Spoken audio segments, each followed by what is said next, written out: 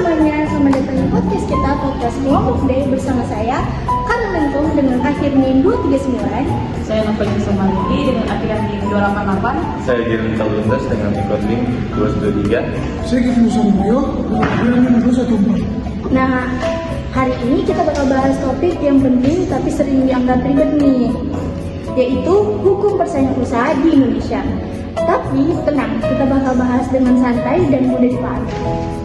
Betul banget, banyak orang pikir ini cuma urusan pengacara atau perusahaan besar, padahal dampaknya langsung ke kita sebagai konsumen. Misalnya, harga barang yang kita beli, promo yang kita dapat, sampai pilihan produk di pasaran, itu semua dipengaruhi oleh persaingan usaha. Dan jangan lupa, ini juga sangat berpengaruh ke UMKM kalau persaingan tidak sehat. Usaha kecil bisa kalah sebelum berkembang. Kita mulai dari latar belakang dulu nih. Kenapa sih persaingan usaha ini muncul? Salah satu faktor utamanya yaitu globalisasi ekonomi yang sekarang seperti tanpa batas. Iya, produk dari luar negeri bisa dengan mudah masuk ke Indonesia, bahkan lewat e-commerce. Tapi masalahnya, tidak semua pelaku usaha bermain secara fair. Contohnya apa sih? Misalnya kartel harga, beberapa perusahaan diam-diam sepakat untuk menentukan harga tinggi. Atau praktik monopoli, di mana satu perusahaan menguasai pasar dan meninggalkan pesaing. Bahkan ada praktik predatory, pricing menjual sangat murah untuk memastikan persaing, lalu menaikkan harga setelah persaingnya hilang. Nah, kalau begitu konsumen sebenarnya yang paling dirugikan ya? Benar sekali, karena pilihan jadi terbatas dan harga tidak lagi kompetitif. Nah, di era global ini, apa sih yang bikin usaha bisa bertahan dominan? Menurut Michael Porter, ada dua strategi utama. Yang pertama, keunggulan biaya, yang artinya produksi harus efisien.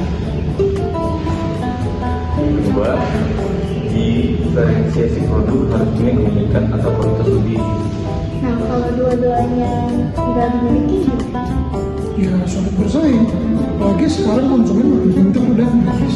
Ditambah lagi adanya digitalisasi yang sekarang bersaing bukan lagi cuma lokal tetapi global. Makanya hukum persaingan usaha penting untuk memastikan semua punya kesempatan yang adil. Nah, sekarang kita bahas peran negara nih. Apa sih peran negara? Negara berperan sebagai regulator dan pengawas sih. Di Indonesia, ada lembaga khusus yaitu Komisi Pengawas Persaingan Usaha atau KPPU. KPPU ini yang mengawasi dan menindak pelanggaran persaingan usaha. Nah, contohnya apa tuh? KPPU pernah menangani kasus kartel tiket pesawat dan minyak goreng. Artinya, negara benar-benar hadir untuk menjaga keseimbangan pasar. Selain itu, negara juga melindungi pelaku usaha kecil agar tidak tersindir oleh perusahaan besar. Kita masuk ke dasar hukumnya nih, yaitu Undang-Undang Nomor 5 Tahun 1999. Undang-undang ini mengatur larangan praktik monopoli dan persaingan tidak sehat. Misalnya, larangan kartel, persekongkolan tender, dan penyalahgunaan posisi dominan. Tujuannya jelas, menciptakan persaingan yang lebih sehat. Dampak positifnya apa? Dampak positifnya seperti memberi kepastian hukum bagi pelaku usaha. Hukumannya ada kepastian. Masa bercanda? Dan jangan lupa melindungi konsumen dari praktik suap. Dalam pengembangannya, dengar-dengar hukum ini punya dua orientasi utama. Apa sih dua orientasi itu? Yang pertama, mengatur hubungan antar pelaku usaha. Gimana tuh ya? Jangan salah, itu supaya tidak saling menjatuhkan dengan cara tidak sehat loh. Yang kedua, mengubah budaya hukum masyarakat.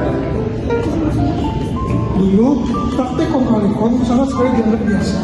Berarti sekarang harus diubah jadi persaingan yang transparan dan fair ya? Itu pembantu sama saya ya?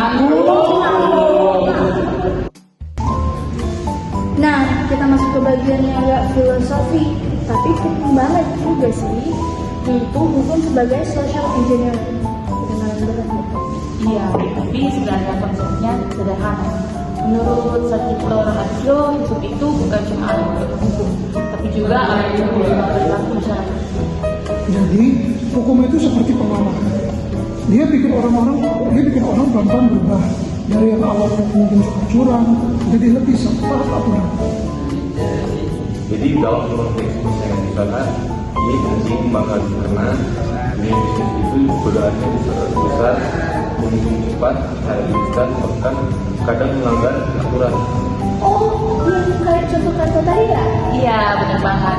Dulu mungkin pelaku usaha berpikir kalau kerjasama dia buat naikin harga, intinya gede. Tapi setelah ada hukum yang tegas dan pengawasan ketat, mereka jadi mikir 2 kali. Karena risikonya besar, pertama denda miliaran, yang kedua reputasi rusak, yang ketiga kepercayaan konsumen hilang. Oh, berarti hukum itu kayak rem untuk bisnis. Betul, tapi bukan cuma rem juga, kompas. Dia juga kasih arah mana yang boleh dan tidak. Nah, menariknya, efeknya nggak cuma ke perusahaan yang besar. Pelaku UMKM juga jadi belajar bahwa bersaing itu harus sehat, bukan dengan menjatuhkan orang lain, tapi dengan meningkatkan kualitas sendiri. Jadi, hukum ini secara nggak langsung membentuk budaya bisnis sendiri.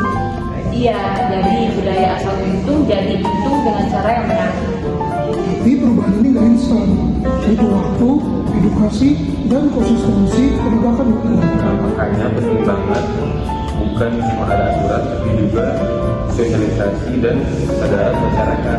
Nah, kalau masyarakat yang sadar, nanti jadi apa? Jadi pasar jadi sehat begitu. Konsumen juga lebih kritis.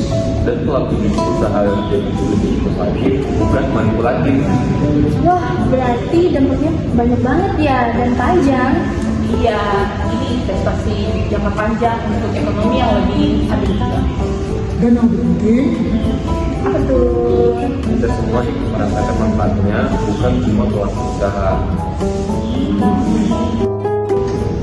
Nah, sekarang kita masuk ke bagian yang paling terasa dampaknya nih, yaitu pasar. Ini langsung kita rasakan sebagai konsumen. Betul, karena pada akhirnya sebuah praktik desain usaha itu ujungnya ke harga, kualitas, dan pilihan produk yang kita dapat. nah, kita mulai dari kondisi yang paling ekstrim dulu, yaitu monopoli. Monopoli itu situasi di mana satu perusahaan menguasai pasar, jadi tidak ada persaingan yang berarti. Jadi kalau nggak ada bersaing, Jadi biasanya perusahaan jadi lebih santai dan mereka bisa menaikkan harga sesuka hati, turunin kualitas yang petang tinggal dan minim inovasi. Karena konsumen nggak punya pilihan lain, mau nggak mau mereka tetap beli. Ada loginya gampang. Kalau di satu kampus itu ada nanti di harganya, tapi saya dia. nah iya juga sih. Nah, sekarang kita bandingkan dengan pasar yang kompetitif nih. Di pasar kompetitif, banyak pelaku usaha yang bersaing. Mereka berlomba-lomba untuk menarik minat konsumen. Mereka mempunyai cara yang bermacam-macam dengan harga lebih murah, kualitas lebih bagus, pelayanan lebih ramah, dan inovasi produk. Jadi bukan cuma soal branding doang. Iya, bukan cuma soal harga. Persaingan sehat itu bikin perusahaan jadi lebih kreatif. Misalnya di e-commerce, banyak sekali promo, gratis ongkir, dan cashback. Itulah hasil persaingan. Kalau nggak ada pesaing, pasti bakal ada promo yang begitu. Nah, berarti kita sebagai konsumen sebenarnya diuntungkan dong. Sangat diuntungkan sebenarnya. Tapi dengan catatan, persaingan tersebut harus sehat. Kalau nggak sehat, misalnya kartel bisa terjadi malah sebaliknya. Jadi bisa disimpulkan, Persaingan sehat sama dengan pasar sehat sama dengan konsumen sejahtera. nah sekarang kita bahas masa depan nih. Tentang apa sih yang dihadapi dalam persaingan usaha masa depan? Bukan masa depan ini. Yang paling besar jelas ekonomi digital. Sekarang, kekuatan bukan cuma di modal atau barang, tapi juga di data. Perusahaan digital besar bisa mengumpulkan jutaan pengguna. Kenapa itu jadi masalah? Karena data bisa jadi senjata, mereka bisa mengetahui kebiasaan konsumen, mengatur strategi harga, mengunci pembelian di platform mereka. Akibatnya, pesaing baru jadi sulit masuk pasar. Nah, ini yang disebut dengan dominasi pasar digital. Ini contohnya Contohnya marketplace besar atau aplikasi transportasi online. Kalau mereka terlalu dominan, pelaku usaha kecil bisa tergantung penuh. Nah, dan itu berpotensi menciptakan persaingan yang tidak seimbang. berarti hukum yang ada sekarang belum cukup. Iya, belum sepenuhnya. Karena banyak praktik digital yang belum diatur secara detail. Makanya perlu pembaruan regulasi. Selain itu, apa lagi sih tantangannya? Tantangannya ada di globalisasi itu. Karena perusahaan sekarang bisa lintas negara. Jadi aturan di Indonesia harus selaras dengan standar internasional. Kalau tidak, gimana? Kalau tidak, bisa kalah bersaing secara total kan? Dan juga sulit menindak pelanggaran dari perusahaan asal. Selain itu, ada juga tantangan dari sisi kesadaran pelaku usaha. Maksudnya masih banyak yang belum paham pentingnya persaingan sehat. Atau bahkan sengaja melanggar karena mereka merasa aman. Padahal dampaknya bisa luas banget. Jadi, solusi untuk kedepannya gimana? Solusinya yang pertama pembaruan regulasi, yang kedua penguatan lembaga seperti institusi pengawas persaingan usaha, yang ketiga edukasi pelaku usaha. Dan juga peran kita sebagai konsumen. Karena konsumen yang kritis bisa membangun pelaku usaha yang kurang. Menarik. Jadi, bukan cuma pemerintah yang punya peran. Iya, ini tanggung jawab bersama. Iya, kalau semua sehat, Pasar bisa lebih adil dan sehat ke depannya.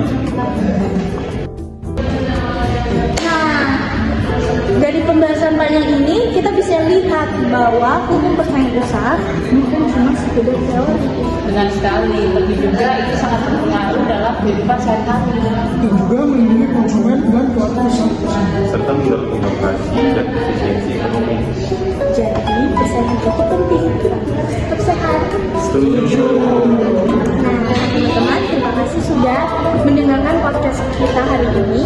Jangan lupa share ke teman-teman kalian supaya bisa makin banyak yang paham pentingnya persaingan usaha yang sehat. Bye bye. Tapi yuk.